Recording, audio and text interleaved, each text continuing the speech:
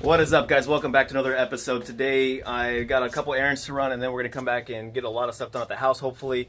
Going to run to my dad's house real quick to pick up, actually we're not picking up anything. We're going to take some readings off the hybrid battery so I can get some modules ordered. I need to know how many. And got to go to the fabric store. Bunch of small stuff you guys don't really care about. But one thing I wanted to tell you guys is the other day, you know, we put the coilovers on and the tires have been rubbing. I can see some, hairs here. So looks like we're gonna have to either roll or shave these fenders. I kind of want to shave them because I need all the space I can get in the wheel well to fit as much tires as I can in there, because I don't plan on staying at 400-ish horsepower. I'd like to bring that number up. So we need all the tire we can get. But next stop is my dad's house, and then the fabric store, and then we're gonna come back to the house and talk for a little bit. So I'm here at my dad's taking readings on this Prius battery to figure out how many modules I'll need to replace. Looks like it'll be just 2 of them. But while I'm here, I figure I can give you guys a sneak peek at a project that's been in the works for a long time. You see that? Got some EBC yellow stuff, brake pads for the turbo car. If you are a Lexus nerd, you'll notice these aren't IS300 rotors. I've got my calipers powder coated, blue to match the car. I've put new seals in them. They are completely rebuilt. We've got a budget big brake kit here. And when I say this is a budget big brake upgrade kit, these 2 calipers from a local Lexus junkyard cost me $100. And I forget how much the rebuild kit, I want to say it was like 15-20 bucks on Amazon. But we're going from 2-piston to 4-piston brakes up front. And I forget exactly how much bigger the rotors are, but it's quite a bit bigger. So yeah, IS350 brakes onto an IS300 will be a budget big brake upgrade kit. And it's all made possible by these bad boys right here.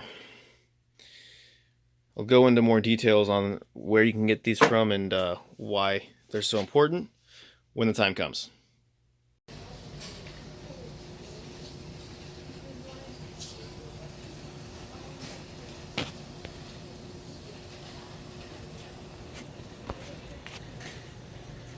Alright, we are back at the house. I don't think you guys have actually seen the house since we finished it, for the most part. Finished.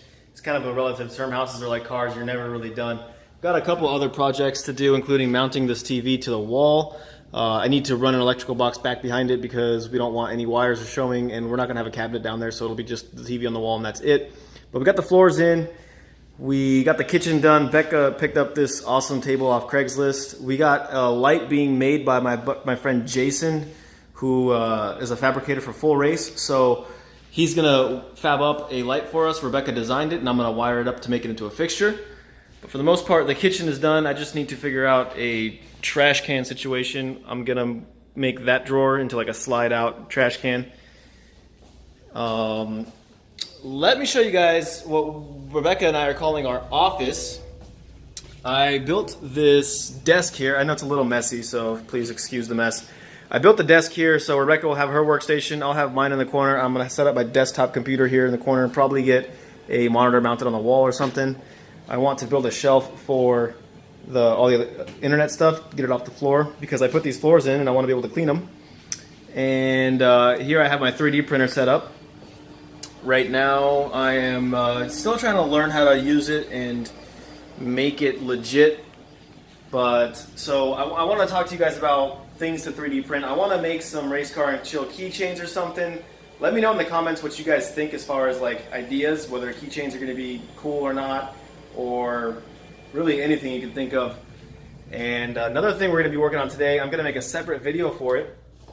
But remember a couple days ago, or actually it was last week now, I pulled the interior on the IS300, and it's sitting here in our guest bedroom because I'm going to reupholster it. I noticed that there was handprints all over it because when I wrench, I'm way too sloppy to kind of keep it nice. So I'm about to start this new video of reupholstering it. And here's the fabric I decided to go with. Obviously it's a little wrinkled. I'll steam it out before I actually upholster it, but if you'll notice, there's like a sheen on it because it's kind of like a pleather, plasticky type of material. So if I do get it dirty, I'll just be able to wipe it off and the grease won't stain like it does on that.